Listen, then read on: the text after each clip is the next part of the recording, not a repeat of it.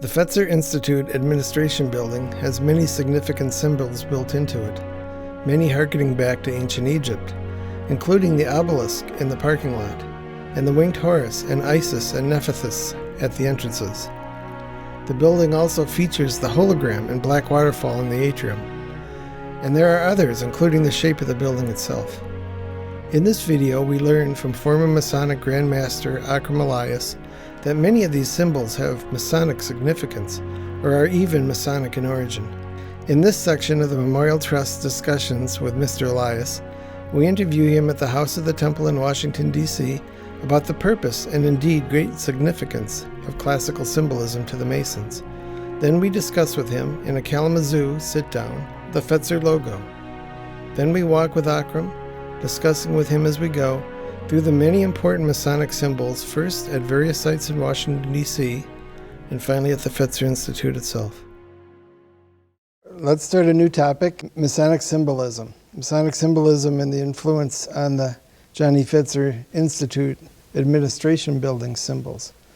Our first question is, what is the purpose generally of the prominence of classical symbolism in Freemasonry, particularly Egyptian, whether it's the obelisk, the winged horse, the dual goddesses Isis and Nephthys, also classical Greek with the pillars, other elements of classical architecture, goddesses such as Minerva, and then there are goddesses in the American tradition, liberty and victory.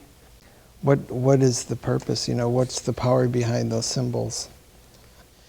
Well, the language of symbolism is the language of Freemasonry, and a lot of the symbols come from ancient civilizations, from different parts of the world, but they all have one thing in common, and that is building.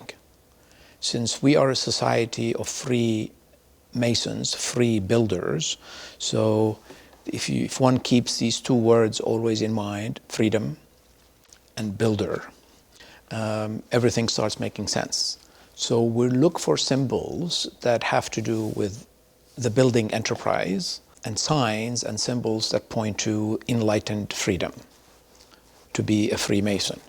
So when it comes to the ancient Egyptians being considered as the greatest Masons in the actual building, stone building, they did not use metal, did not use mortar nor cement in their structures.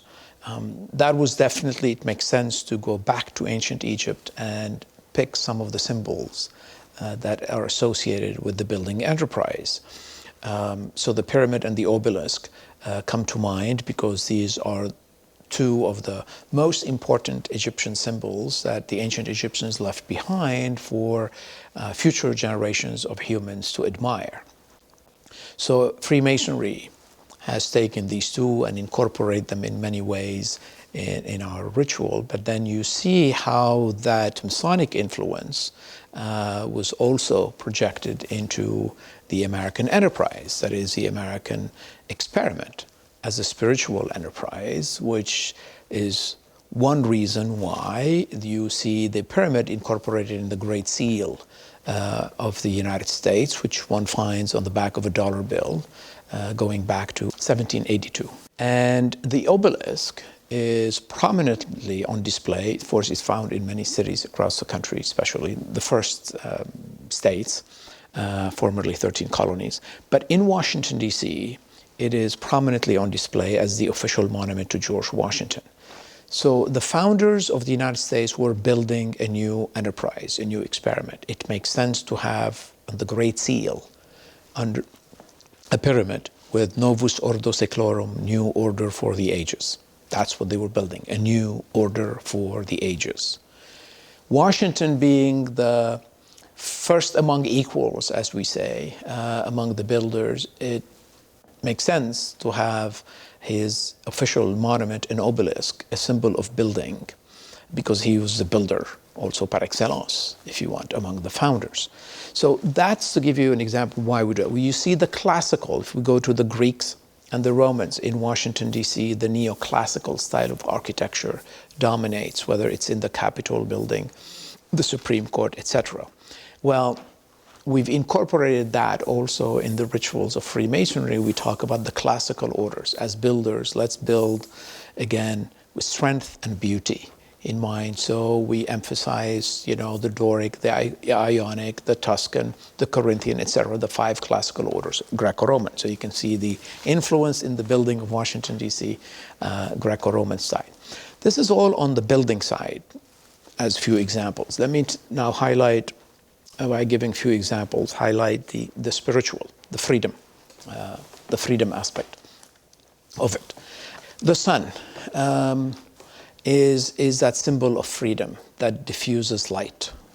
The moon, that freedom of receiving, I'm receiving and reflecting. Freedom on top of the goddess freedom, or freedom statue as it is commonly known, on top of the Capitol facing the sun, the source of light. Esoterically meaning that freedom really is the result of enlightenment. So it makes sense, again, to go back to some of these symbols that had to do with freedom in the ancient world. They used physical symbols like the sun, like the moon, to convey that.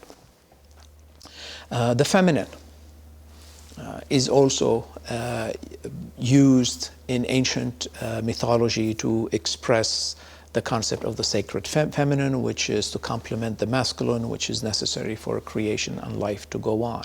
So you find in the city the women as a statue, the feminine physical form, representing concepts which are very important to this experiment. Very important to the Freemason.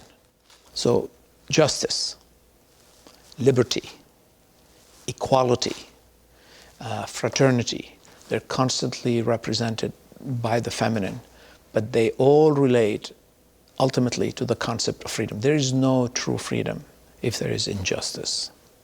You may think, one may live under the illusion of being free. If you're surrounded by injustice, you're not free. So justice is important, fraternity is important. And when you take these concepts in mind and you build the cardinal virtues, temperance, fortitude, always represented again by the feminine, you put them all together, they emanate from one word, and that is the source of everything. That's love. So, does it go beyond a message, though, that's delivered? Do symbols in Masonic tradition actually trigger the subconscious mind, or do they create an energy? Are they a part of this inner process that's in the ritualistic magic of the lodge room? The symbols are there, and then the vision of the symbols with a open, receptive consciousness. Do the symbols actually trigger? Is that part of the process of symbology? And yes, it is. Whether they trigger everyone in the room is a different story, but they do. They're there to do two things. One, to trigger for the person who is ready, focused, and willing. And at the same time, they help create an energy as we do the ritual and do whatever it is we're doing together. So it's really both. It's not one or the other, it's both. And it all depends then on the state of mind, the state of presence, I must say, of the person in that lodge. That is how connected to the sacred atmosphere the person is. Now, some lodges try to help create the atmosphere and the environment one way or another to facilitate further that. So some lodges you will see how as soon as they're about to open after the meditation part, you see the lights really dimmed, there is music. So the use of light and music are used to create this atmosphere. But the actual degree ceremonies, I mean, if done properly and if one is focused, I know it happened to me. In each case, I feel something go up and down my spine. As simple as that.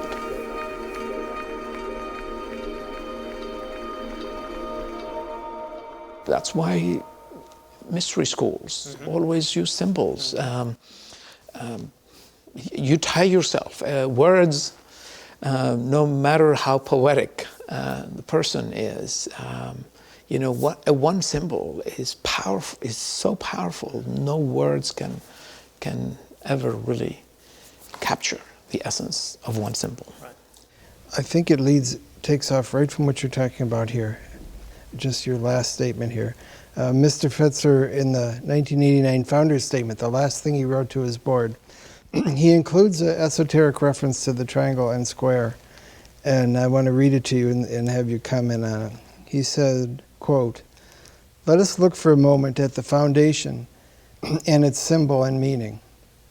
So that's the Fetzer logo, which is a downward pointing triangle with the J and the F in it. We have a triangle, and that triangle has 3 points of service within the foundation: body, mind, and spirit.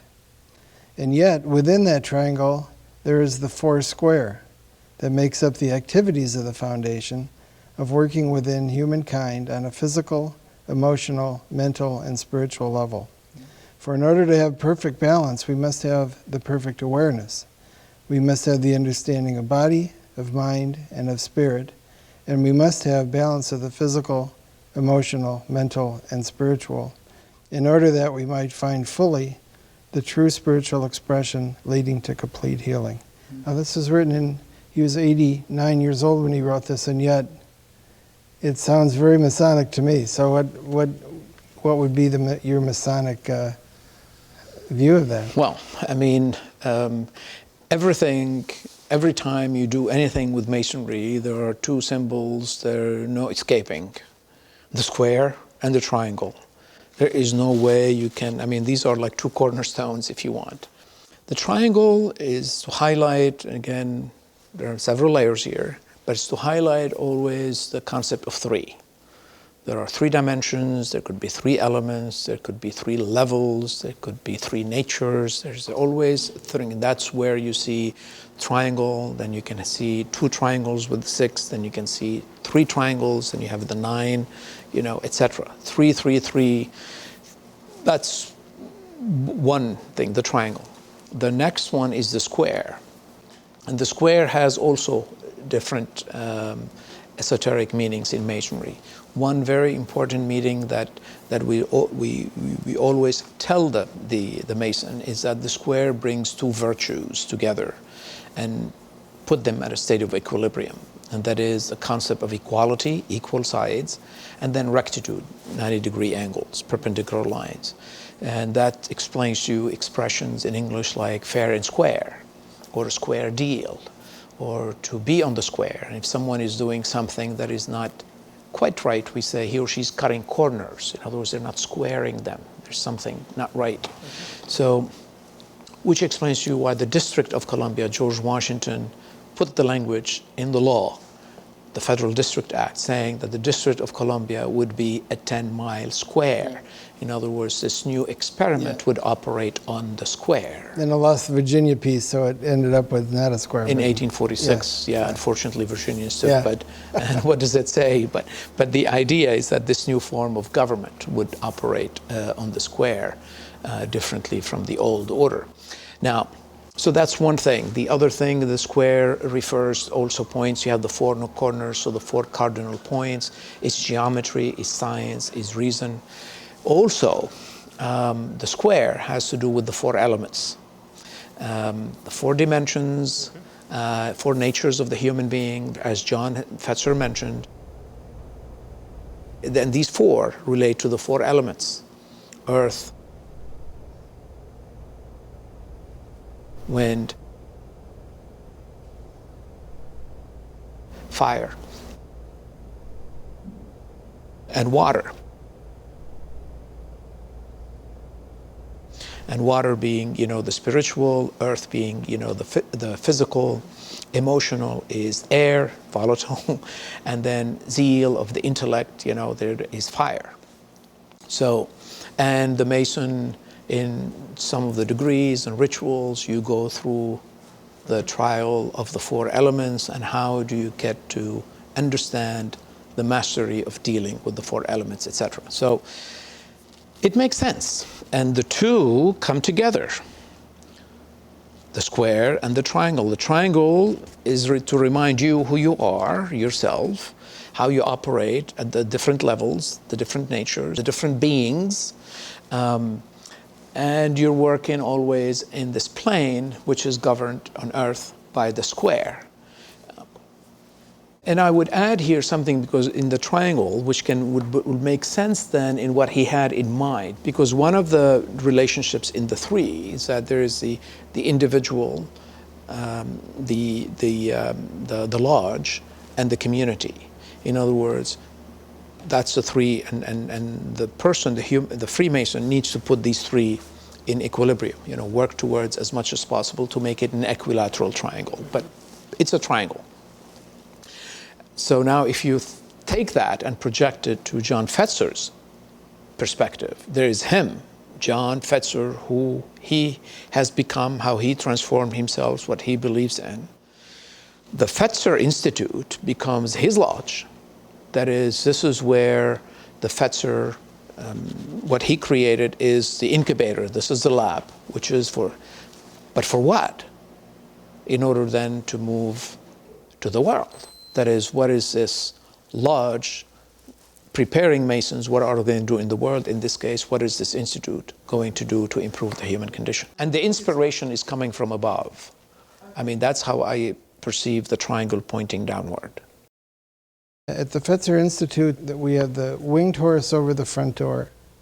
We have the dual goddesses at the back door, Isis and her sister Nephthys.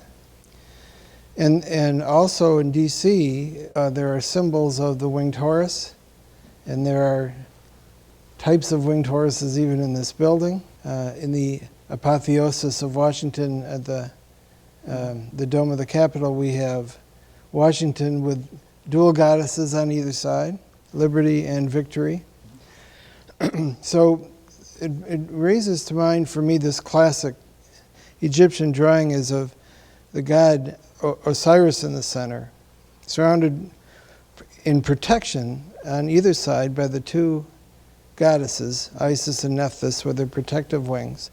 And over his head is the winged horse, the soul flying free into the heavens.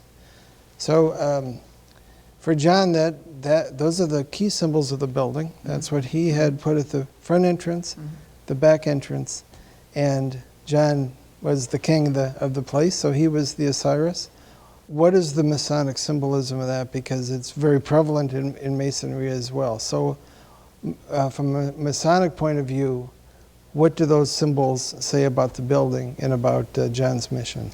Well, from one way to look at the interpretation of the symbols for the Mason itself, it has to do with the person rising up to the divine.